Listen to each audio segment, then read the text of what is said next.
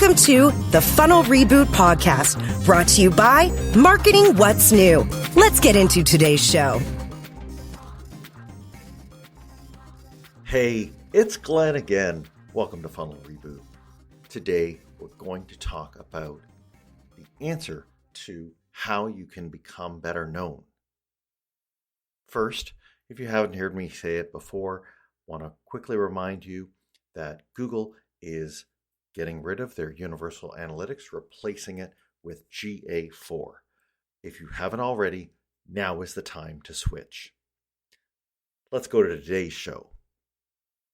Small to mid-sized businesses make up half of our economy.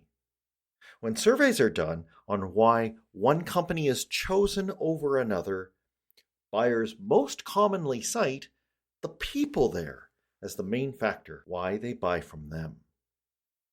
It's great that the founders or select team members are known by those buyers, but what about those who don't know about them?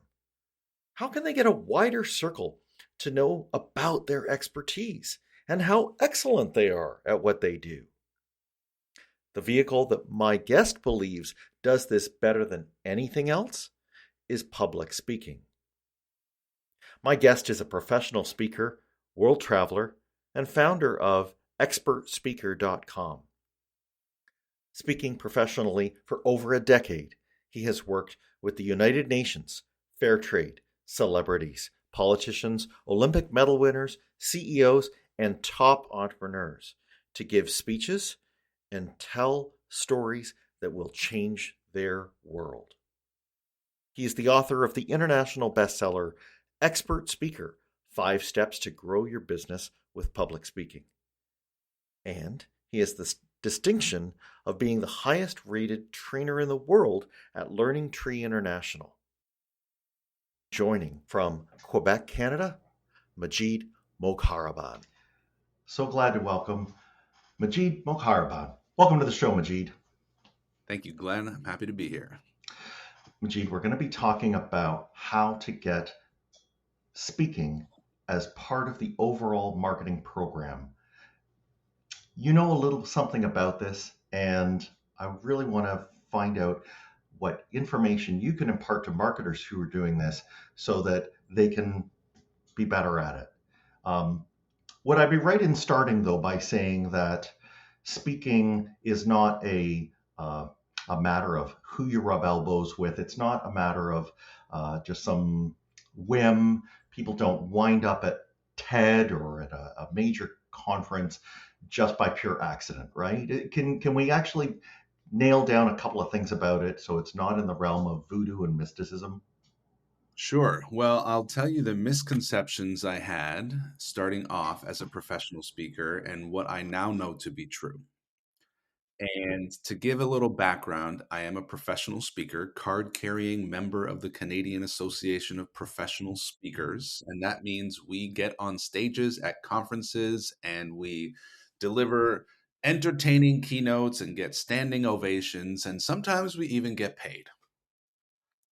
And when I started 14 years ago, that was early 2000s, mid 2000s.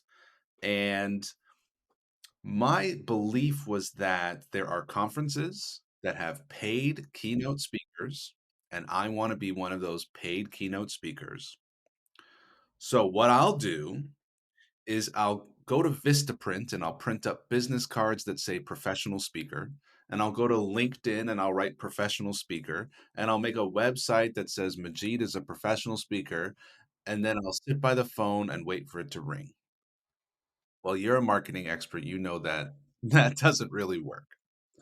And then I thought, okay, I got to look and see at the successful professional speakers, what are they doing? And I looked, and one of them has a topic called communication.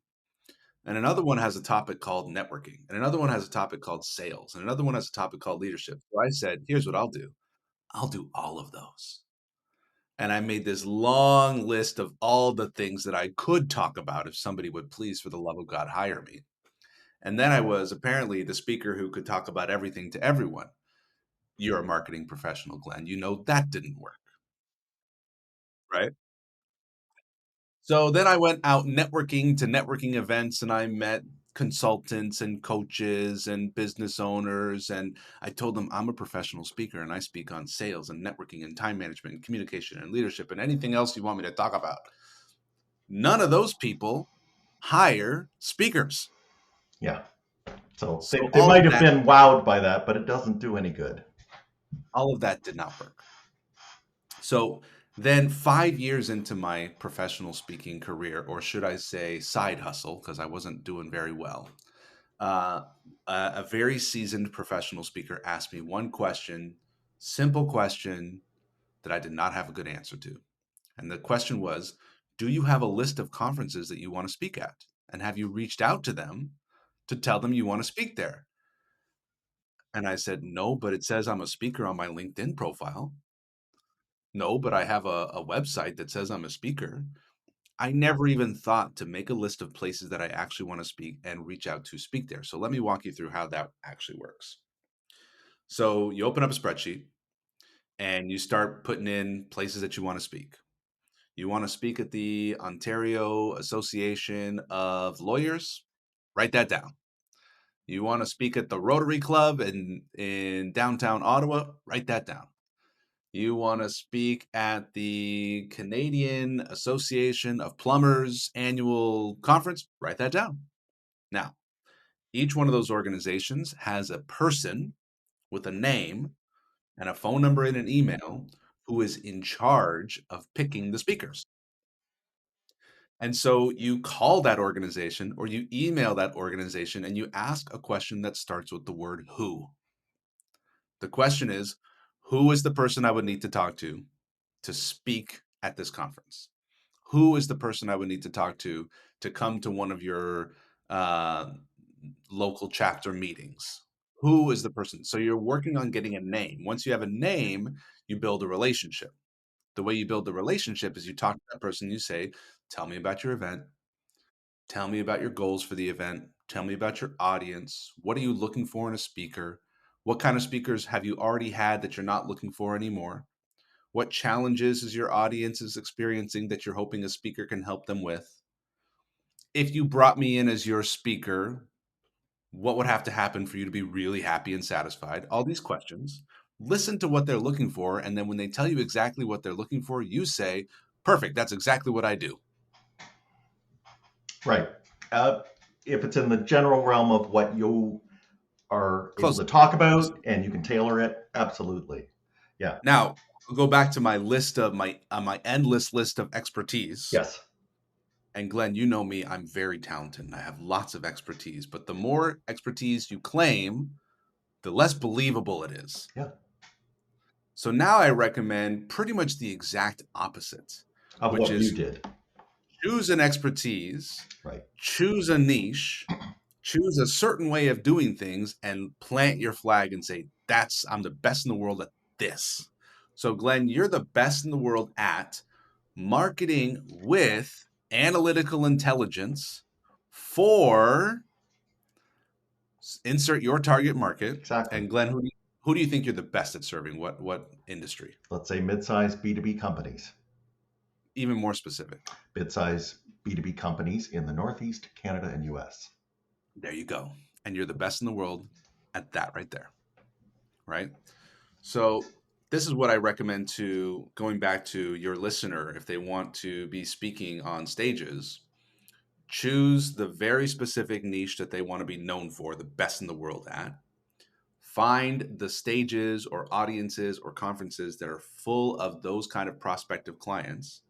Make a list, reach out to them, find out who is the person there that I would need to talk to Right. become a speaker at your event, and then walk me through the steps between this conversation and me speaking on that stage so that I can understand the process and knock it out of the park for you. So this is what we would call market research. This is so basic for, the listeners of this podcast. They would be used to doing this in other activities. And so you're telling them to just get scientific, get spreadsheety around this. So there's one exception to this, and you pointed it out, and I've got a copy of your book, Expert Speaker, here. And I suppose it's a bit of an elephant in the room because when we hear about people who are on the speaking circuit, when we hear about people that belong to CAPS or other large organizations or are members of a speakers bureau, we think, and they say usually, well, I get called to events all around the world and I'm normally, sought after. The world is beating a path to my door. And so you're saying that just because we ourselves, or maybe our founder or boss, isn't one of those people that we're going to have to roll up our sleeves and do this work, right? I mean, you allow that there are people out there that that are chased down, but they normally had some kind of amazing circumstance in their lives.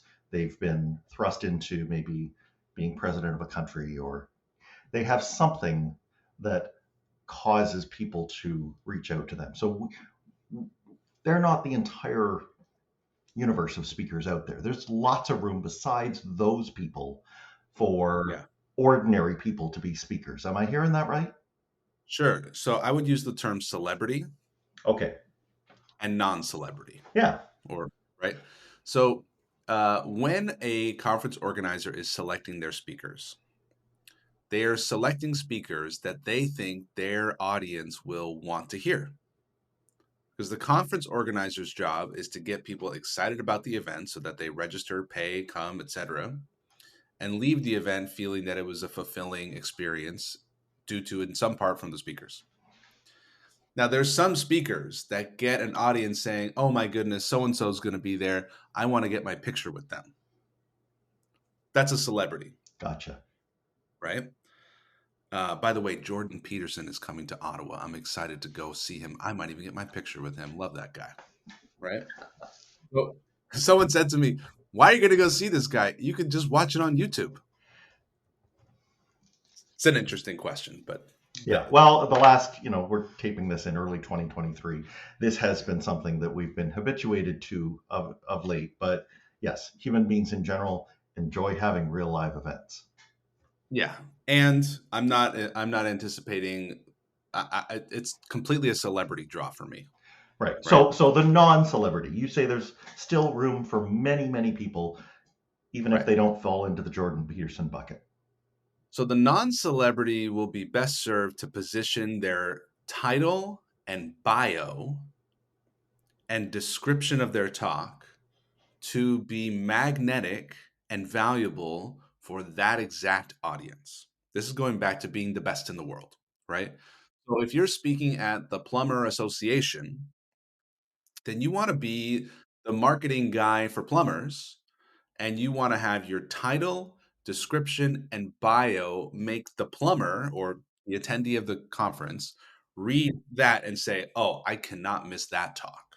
No idea who that guy is, but that talk sounds amazing, right? Oh, right.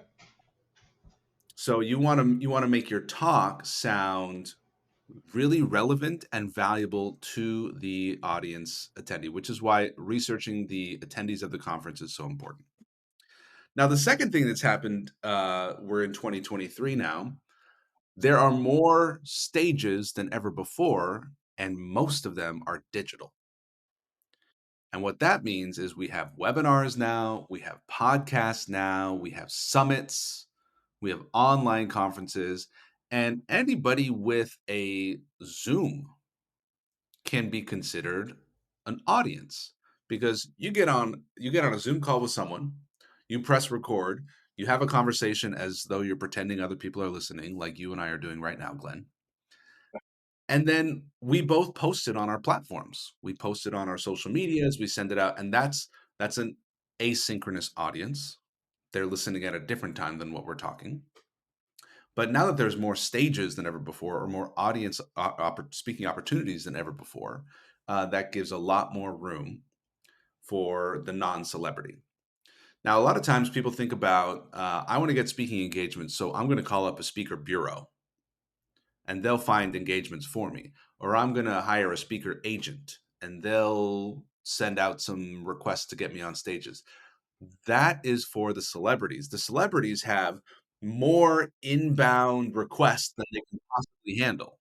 So they say, hey, someone else is going to filter these requests. Here's my requirements. I'll do 10 talks a year. My fee is $50K, and you do the negotiation. For us, that we don't have more inbound requests than we can handle. That's where we build our spreadsheet. We do our outreach, and you use the term market research, which can be intimidating for people. I call it friendly conversations. Just two people. Hey, just calling up. Tell me about your conference. Tell me about your audience. I think I might be able to help. If you'd like to bring me in as a speaker, I think I might be able to add some value. Why don't I ask you a few questions that'll help us both get clear on your goals for the event? And if I'm the right fit speaker for you, I'd be happy to put together a custom keynote. Or if I'm not, I may be able to recommend someone. Sound good? Yeah, let's actually take a quick turn on that one because you mentioned it's important to not only when you're looking at which conferences to go to, it's a good idea to go beyond even talking to the organizer and to sometimes talk to past speakers. Why would somebody do that? Great question. This is like the sales tip. Instead of calling the CEO and trying to pitch, call someone else in the organization or call one of their suppliers and get some reconnaissance, get some intel. So if I'm looking at this conference and it's the Plumbers Association of Canada annual conference, I want to look at last year's speakers. That's going to give me an idea of, first of all, the topics that they had last year, and they probably don't want the exact same topic this year. Oh, so that's why they may not be your competition. Oh, yeah. Well, I think there's two types of entrepreneurs, Glenn, or two types of people. One who see people in their industry as potential collaborators, Right. and then ones who see everyone as competition. I'm in the Canadian Association of Professional Speakers. We're all there to lift each other up. The people who are like, I don't want to give away my secrets and I don't want to let people know what I charge and how I do my work. Well, those people are doing their lone wolf Yeah, thing, and they'll languish in obscurity. Yeah. maybe it's working for them. I don't know.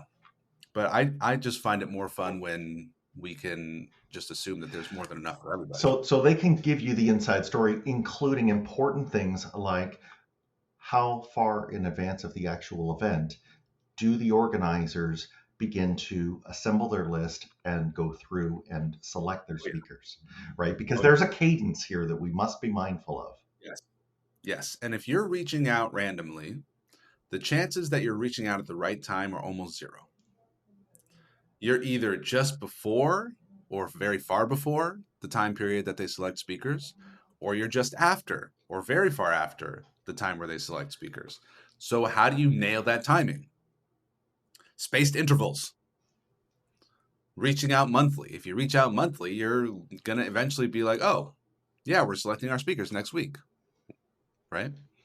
So, as you're building out this spreadsheet or CRM, whatever you're using to manage the intelligence that you're gathering, one of the questions you're going to ask is, at one point in time, do you start doing your speaker selection? Right. Now, back to your question about talking to last year's speakers.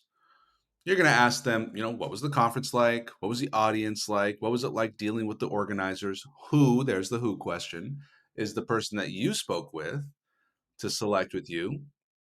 I always had this idea, this name called Nancy. Nancy is the person I got to talk to. Who's Nancy? Who's the Nancy there? Right. And would you be willing to broker an introduction to Nancy? I would really appreciate that. Um, I personally don't like to just fill out a speaker form and click submit and hope Nancy calls me. I want to talk to Nancy first, get a little relationship, get a little inside intelligence. I might even say, hey, Nancy, I got 3 different keynotes. I'm not sure which one's the best fit. Can I run each of the 3 titles past you and get your feedback? Right. So I I run the could I titles. could submit it online, but I don't want to waste both our time. Right. Just help me narrow down. I won't hit you with 3 different applications. Let's get the right one. And then I submit the application, and then I call Nancy afterwards. Hey, just wanted to make sure the application came through. Would you double check for me? I would hate to have a technical error, not realizing the application didn't go through. Nancy checks. Great. Perfect. When can I expect to hear from you? Is there anything else I can do to support you in your decision making process? By the way, since I have you on the phone, Nancy, are there any other conferences that you know of that might be interested in having me as a speaker? Always ask that question. Amazing. These are awesome ways to do it. When you are looking yourself, again, we're using so many marketing terms here. We're, reaching out to them, prospecting. We are sending them drip emails. But there is even a little bit of qualifying that we can do here, because if we're taking all the stages that we have in this spreadsheet, we could categorize them into credibility stages and client stages. At least that's how you like to look at it. Tell me what the distinction is. Well, client stages are the stages that you get on that the people in the audience can become your clients. And the way you speak at a conference like that is you don't need to make a sales pitch, like run to the back of the room and sign up for the offer in the next 5 minutes while supplies last. You don't need to do that. But what you can do is you say in your talk, listen, if you're a plumber and you want to double your revenue this year, this talk is for you. And now you're saying who it's for and what they're going to get by paying attention. In the next 45 minutes, I'm going to show you my 5-step process to double revenue for plumbers. And so now you're showing them that you have a method. You're walking them through the method. Now they're imagining going themselves through this method with you. And then you tell stories of your successful clients, and you're getting your potential client in the audience going, gosh, I would like to be the main character of that story. That sounds like a pretty amazing journey from that number of revenue to that number of revenue. Cool. And then you tell stories of clients who don't go through these 5-step processes and they eventually go out of business or they get sued or, all sorts of dangerous, negative things that happen if they don't follow the steps of the process. And then you say, so for those of you who want to get results and go through these steps, I'd be happy to have a conversation with you. For those of you who are not going to follow these process and might end up bankrupt or sued, good luck with that. And that's my talk. Thank you very much. And so you show them the 2 potential futures. You show them the process. That's a high value, educational, and it should be entertaining always, presentation that's going to generate a ton of sales. That's what I would call a client stage. A credibility stage might as well be called an ego stage. Because it's like, oh, I'm on this stage and I'm special and I'm important. But honestly, as a businessman, I would rather speak to 20 people in a church basement, Right. and have 5 of them become my client, Right. than speak to 1,000 people, none of them become my client. Not only from an income perspective, but from an impact perspective, because I could speak to 1,000 people, and if none of them are going to pay anything, they're probably going to go home and say, that was interesting. I'm not going to do anything. I've come to believe that. Go ahead. I've come to believe that the greatest impact we can have as speakers is getting people to make a decision that involves an investment and an action. Right. So we'll put it in that lens, because the way that most of us are used to having this happen is we go to an event in our industry, we meet a whole bunch of our peers, we have a great time at the cocktail parties and receptions with them, and we see a few of them standing up on the stage and we say, I want to be there next year. So you're saying that's all fine, but let's not mistake that ego trip that is with something that actually can be monetized. Yeah, well, it's very powerful, the perception of what it means when someone's on stage. Just imagine a room full of people silently listening and taking notes to one person. The status of that is very high. You also assume that whatever is the process of selecting speakers, they vetted this person, and if they determine that this person is the one who should be having all of our attention, he must be legitimate. Right. She must be legitimate. And that's why photos of you on stage are so authority building. Right. That's why video of you on stage builds authority.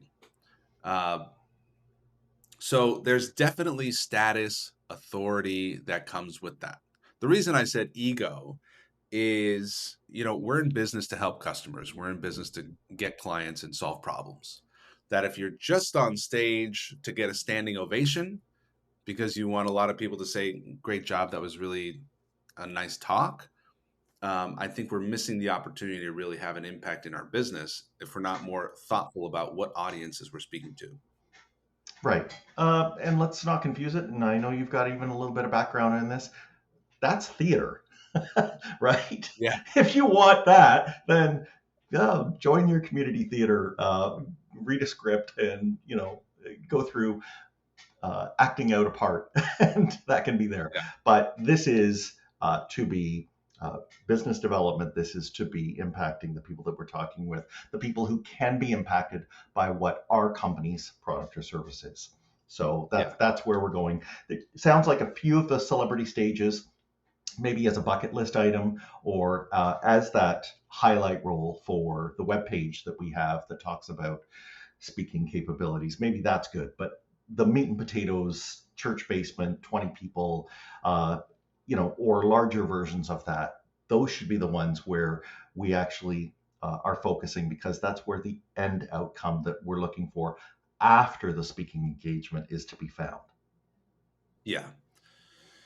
I'd love to share with you a little bit on how to maximize speaking opportunities. Can we go there? We're going to do that, but I first want to take a really quick break. I'm taking a moment talking about how you're managing in the world of GA4. To me, the new Google Analytics is more than just an interface. Its capabilities open up our entire funnel for analytical insights and for activating our marketing data. Now, most of you have installed GA4. That's great. To do this takes a bit more effort than that, because you must configure GA4 with Google Cloud components, takes BigQuery, Looker Studio, services that API data back and forth, etc. And that's why I'm holding GA Fast Forward in-person events to do this over 2 days with people. A group of us work together to implement this new stack using our own company's marketing data. We come away with ready-made dashboards and AI-built audiences that we can leverage in our Google Ads. These workshops are running in Eastern Canada and across New York State, and soon in Pennsylvania and Massachusetts too. You can go now and see all the details by going to gafastforward.com, either with the number 4 in fast forward or all spelled out. Let's get back to the show. All right, Majeed, enough of the cliffhanger. You were going to tell us about how we're going to make it a very good speech. Could you please tell me that? How to maximize a speaking opportunity. So instead of feeling like I got to go to 40 conferences this year, what if you went to 4 and had a huge impact on your business? So I'm thinking of your audience, Glenn. I'm thinking of business owners that are selling B2B, that have staff. And these business owners, they're doing a lot of things, and going to conferences and speaking on conferences, it takes a lot of time, especially if you're getting on a plane, you're staying in a hotel, everything. So how do you make sure you're going to really maximize it? Well, there's a lot of opportunity before, during, and after. So before going to the conference, announce it on social media. I'm speaking at this conference. Here's the topic. Here's my bio. Here's the description. Send me a message if you're going to be there, and I'll make sure you get a front row seat at my talk. This positions you great in front of your audience, even if they're not coming to the conference. Oh, there's Glenn. He's speaking on how to double your marketing effectiveness with analytics at the Marketing Genius Conference. Cool. Just that announcement builds the brand. Then, as you're preparing your speech, why not turn it into a couple of blog posts? Right? You're doing your research, you're building your slides, you're writing stuff. Why not turn it into a couple blog posts and have the call to action of your blog post say, send me a DM if you want a recording of my keynote at the upcoming conference. Right? Now, every conference has a hashtag. Most conferences have some sort of online meeting space that's happening before the event. So you're getting in there. Hey guys, looking forward to meeting you all next week in Miami.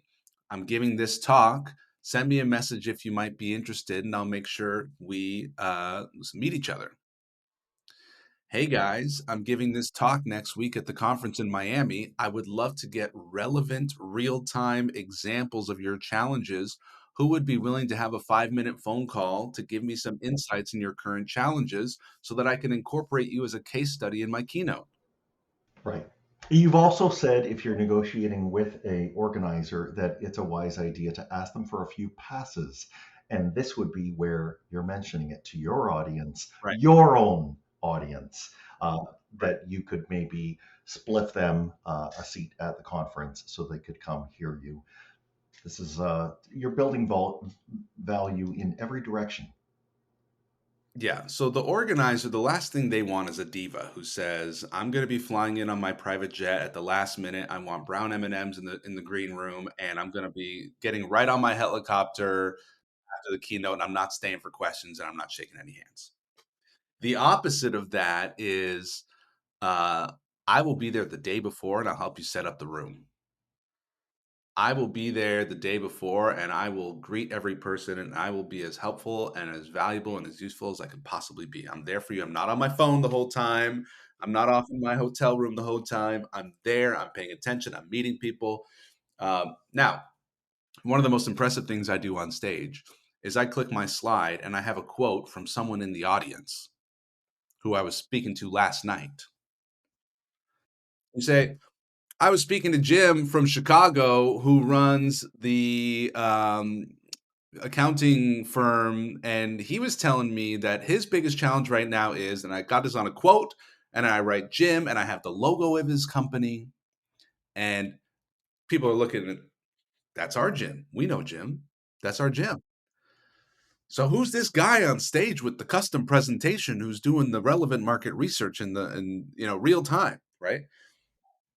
So now I'm going to give you the most golden hack here. Okay, Nancy, who organized the whole conference, does not get enough credit. She doesn't like to be in the spotlight.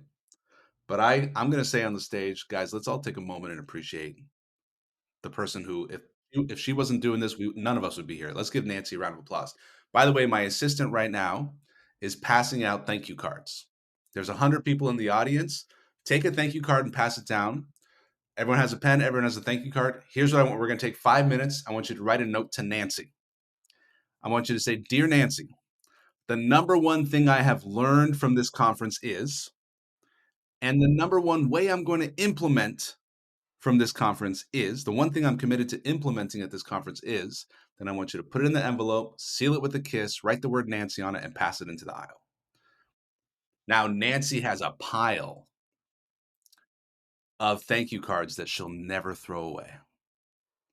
And that whole pile of thank you cards and that whole feeling of appreciation that everybody's getting to appreciate Nancy was facilitated by yours truly, Mr. Hallmark. Right. Okay. Yeah. Now, That's perfect. I mean, and she is, they are the users. She is the client. So you have made everybody feel warm and fuzzy, and by so doing, you've cemented yourself apart in any future things that they can do that they can help you with. yeah. Now, we've been talking about stages and conferences, but you can give a speech to a table full of 6 people at dinner. True. And in fact, that's actually one of the things I do at a conference. If I'm going to go to a conference, even if I'm not speaking, I'm going to organize a meal. And all that means is I might go into the Facebook group and invite people, or I might invite people as I'm meeting them. I'm saying, "Hey, I'm organizing a private dinner. I'd love for you to be there. I'd like to introduce you to a few people I know here at the conference. Just call the hotel, see if they have a private room for dining. You got 10 people around a table, and now you're this leader, you're this organizer, and everyone's going to know you." So there's little things you can do within a conference to maximize it. Now afterwards, it's all about pumping out the social media, the photos, the videos, Because if you've got 30 minutes on stage or 10 minutes on stage, then you've got a month's worth of content. So that's how you really maximize a speaking opportunity. Yeah, no, this is music to a marketer's ears to hear that there's all that content that can come out of it. And to be clear, when we get up into the realm of speakers who do this regularly, you make the point that they're doing this as well. And if we were to look inside of their tax returns, we would find that while the speaking is certainly the linchpin of what they're doing, it's not the majority of how they earn their income. So let's just talk a little bit about monetizing. We've made all these, audience members, and we've made our meeting organizers feel amazing, and that's we've created value, and we need to think about capturing some of that value. So can you take us through some of the ways, some of the obvious and not so obvious ways that people are going to be monetizing outside of the actual speaker fee? Yes, great point. So the speaker fee represents a very small percentage of the income of the high earning speakers. And I know this because there's a private meeting every year at the National Conference of Professional Speakers called the High Income Earners. You have to prove that you're making over 350,000. And we meet for 2 hours and we go around the table and we say, "How'd you make your money?" And every single one of them, myself included, have said, speaking is the marketing channel. Something else is the revenue channel. Gone are the days, in my opinion, of the purebred keynote speaker. All I do is 60 minutes of awesome on stage, and then I get in my limo, and then I go to my next conference to do another 60 minutes of awesome in the next conference. Because there's just so much opportunity to serve beyond the stage. The stage is a great starting point for a relationship. But take, for example, Tony Robbins, who's the classic professional speaker model, right? You get into a room with Tony Robbins, you probably paid something to be there. And he's talking for anywhere between 30 minutes and 6 hours. And at the end, you're either bought into the vision of working with this guy or not. And if you're bought in, you're going to buy the next thing. Which is a The next, multiple of what you paid for the first part. right. So say you spent $500 to go see Tony for a couple hours. Now you might be spending 3,000 and getting on an airplane to go to his bigger thing. But that thing's just for a few days. Then the next thing is join his platinum diamond mastermind for $50,000, and then you get all sorts of support for a year. Now we got to be thinking in terms of what problems are being solved. So in the first case of going to see Tony, the problem is I want some excitement, I want a vision, I want to go see the guy. The next thing that we're paying for, what problem are we solving? We're solving, like, I want to, develop some of the habits. I want to really map out my clear life. I want to really do this. What problem does the $50,000 thing solve? Accountability, implementation, support, network, etc. Right. So now let's go back to how do we monetize as a speaker? Well, there's many things that people can buy. They can buy coaching, they can buy consulting, they can buy training, they can buy online courses, they could buy merch. I could sell shirts and mugs and t-shirts if you really like, right? Um, but if you think in terms of what's the problem, let's take your business, marketing analytics, right? So the problem is you've got business owners there, they're spending lots of money on marketing, and they're not sure if they're doing it right or doing it wrong, and they're losing sleep over, could I be doing double my ROI, or am I even doing the right things? I don't know. And it's eating away at them. They're losing Yeah, sleep, but it may right? be formless, right? So if we think about what your speech is doing, maybe it is taking it from being an unfelt need to a very clear felt need. Like maybe they're in pain, but they don't even know that there is a more pleasurable place they could be, a state of enlightenment that they could get to. And so am I right that you're going to make the speech about how they get from here to there? Exactly. And I call those two places Pain Island and Pleasure Island. And so my guess, Glenn, is your audience is in a little bit of pain, but they don't realize how much pain they are actually in. Um, and so we want to tell some stories because stories are visual and emotional that get people feeling that pain deeper. And what that might look like is, like, let's say a competition comes and they're using modern marketing analytics and they just blow them out of the water, and they're able to acquire all their market share, and within 3 years that company has lost all their best talent, and guess who they went and worked for? The new company that's using the market analytics, right? And if you really want to, you know really want to scare an entrepreneur, their business fails, which makes their marriage fail, which leads them down a dark path, right? I mean, that's what keeps an entrepreneur up at night. Or their top talent leaves, their top clients leave and go with the competition. We need to scare them a little bit. We need to put a little bit of pain into their mind so they go, "Oh, this is a this is a real problem." Mm-hmm. If, Because as entrepreneurs, as business owners, we got lots of problems, yeah, there's a but lot it's of the risks, loudest. but you do have to name them so that everybody gets, level set on, all right, this speaker knows my world.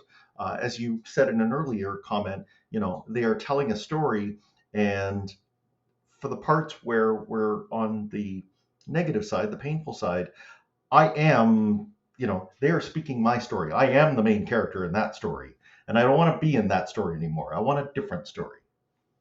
Yeah. So then we show them another way. We say, well, here's a company that installed marketing analytics. Immediately, they knew that two projects that they were spending money on actually weren't even profitable. They were losing money. They didn't realize that before. They cut them. And in cutting those two projects, we're actually also taking the CEOs 6 hours a week. Guess what the CEO is doing now with those same 6 hours a week? He's at home having dinner at 5 o'clock with his family. I got a thank you note from the CEO's wife. Thank you for giving me my husband. And now it's like, whoa, marketing analytics allows me to be a better dad. Wow, marketing analytics allows me to take my family on vacation. And these kinds of stories get them seeing, like, my, that's what I want. And it's not the marketing analytics, it's the result of that. It's the so the marketing analytics is the boat, Pleasure Island is the destination. And so the mistake you would make, Glenn, is if you're on talk, if you're giving a talk and you go, check out how cool this marketing analytics is, and check out this dashboard and look how it works, and spending all the time talking about marketing analytics and not enough time talking about, here's a story about a CEO who got to spend more time at home. Here's a story of a CEO who got to take his kids to Disneyland. Here's a CEO who was able to hire 3 new people because she knew that the project is profitable and they can make the payroll. Yeah. Yeah. So we have the story is the common thread. The story is what puts all of those features and, megahertz and gigahertz and, feeds and speeds, and it brings them together into context. It helps us understand how we're going to get from here to there. Yeah. And if we have that and we're trying to determine how that ends up with them either buying our products, company, or service, or if we're the founder or owner of the business and maybe it's a personal, professional service that we offer, how we get them after we're off stage to buy from us, we have to have an offer. So, can you take us through just a little bit of, I guess, what some people might consider it gauche? And there are right and wrong ways to do it. Can you tell us how we mention that there's a way that someone can engage us while we're standing on the stage in the right way? Yeah. Yeah. So there are two types of offers. There's the buy now offer or the buy later offer. The buy now offer is take out your credit card, here's the price, go to this link and purchase it on your phone, or run to the back of the room and fill out the form and put your credit card information to buy it now. And there are times when that's appropriate, and there are times when that's inappropriate. And the longer time you have on stage, the higher the price that people are comfortable with. If you're only on stage for 15 minutes, no one's going to pull out their credit card and buy a $5,000 thing. It's unlikely. But if you're on stage for 3 hours and you build value to this $5,000 offer, that might be another story, right? Or if you spend 3 days on stage, like Tony does, then you can make a $50,000 offer and people can buy it. Okay. Now, the buy later offer looks like, go to this link, download this PDF. Now you're a lead in a system. Or it could be, book a call with me, go to this link, pick a time, and we'll have a scheduled call. You still have to build value for that. So the thing that I recommend to my clients who are entrepreneurs, who I teach how to generate sales through speaking, is I say, build a lot of value in a free conversation. And for you, Glenn, that would be something like, I'm offering a complimentary marketing analytics audit. And what we'll do is we'll look at your current marketing, we'll look at your current analytics, and we'll have a look at what the gaps are. And I'll provide you with a report by the end of the conversation that you can go ahead and implement yourself as an organization. Or if you're interested in support, you can hire me to do it with you or do it for you. The conversation is complimentary. This is who it's for. This is who it's not for. Because you don't want like a really non-ideal client for you booking a time. You can't really help them, and they're not really a fit for you. So you say, this is who it's for, this is who it's not for, and you reserve the right to cancel, and you can, have a detailed application or not. But what I recommend is you get them to book that time before you get off the stage. Got it. So there's the make sure that your funnel is going to follow seamlessly right off of the stage into your sales process. Yes. Yeah, perfect.